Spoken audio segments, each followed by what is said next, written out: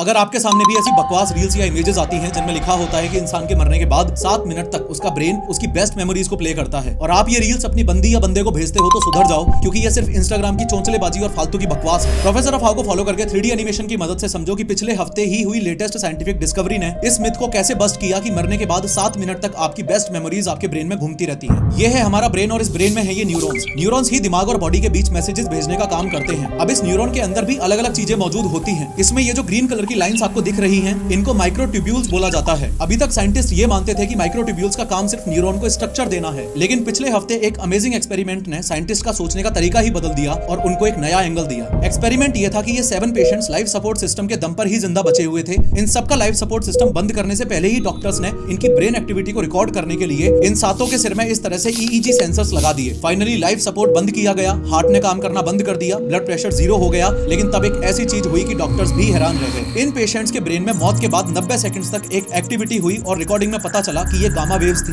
हमारे ब्रेन में अलग अलग तरह की waves depending on the task move करती रहती हैं। अब ये गामा वेव्स तब बनती हैं जब हम कोई इंटेंस क्रिटिकल थिंकिंग या इंसाइटफुल काम कर रहे होते हैं। इन शॉर्ट 7 मिनट्स नहीं, ब्रेन सिर्फ 90 सेकंड्स तक एक्टिव रहा और ये जरूरी नहीं कि बेस्ट मेमोरीज रन हो रही हो। ब्रेन उन 90 सेकंड्स के लिए क्रिटिकल थिंकिंग कर रहा था